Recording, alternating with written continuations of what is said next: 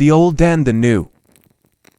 Now even the first covenant had regulations for divine worship, and the earthly sanctuary, for a tabernacle was equipped, the outer sanctuary, in which were the lampstand, the table, and the sacred bread. This is called the holy place. Behind the second veil there was a tabernacle, which is called the most holy place, having a golden altar of incense and the ark of the covenant covered on all sides with gold, in which was a golden jar holding the manna, Aaron's staff which budded, and the tablets of the covenant, and above it were the cherubim of glory overshadowing the atoning cover. But about these things we cannot now speak in detail. Now when these things have been so prepared, the priests are continually entering the outer tabernacle, performing the divine worship.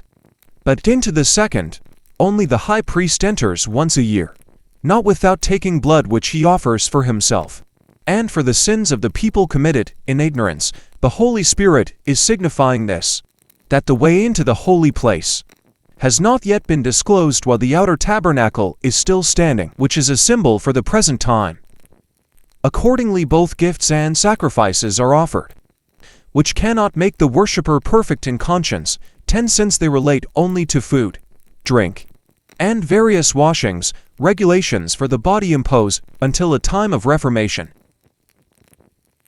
But when Christ appeared as a high priest of the good things, having come, he entered through the greater and more perfect tabernacle, not made by hands, that is, not of this creation, and not through the blood of goats and calves, but through his own blood. He entered the holy place once for all time, having obtained eternal redemption. For if the blood of goats and bulls, and the ashes of a heifer sprinkling those who have been defiled, sanctify for the cleansing of the flesh, how much more will the blood of Christ, who through the eternal Spirit offered himself without blemish to God, cleanse your conscience from dead works to serve the living God?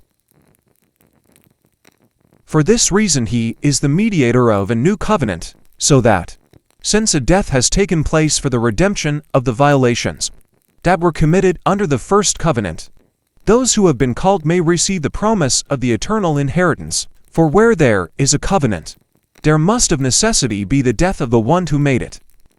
For a covenant is valid only when people are dead, for it is never in force while the one who made it lives. Therefore even the first covenant was not inaugurated without blood, for when every commandment had been spoken by Moses to all the people according to the law, he took the blood of the calves and the goats, with water and scarlet wool and hyssop, and sprinkled both the book itself and all the people, saying, "This is the blood of the covenant which God commanded you." And in the same way he sprinkled both the tabernacle and all the vessels of the ministry with the blood. And almost all things are cleansed with blood, according to the law, and without the shedding of blood there is no forgiveness. Therefore it was necessary for the copies of the things in the heavens to be cleansed with these things, that the heavenly things themselves with better sacrifices than these. For Christ did not enter a holy place made by hands, a mere copy of the true one, but into heaven itself, now to appear in the presence of God for us. Nor was it that he would offer himself often, as the high priest enters the holy place year by year with blood that is not his own. Otherwise, he would have needed to suffer often since the foundation of the world.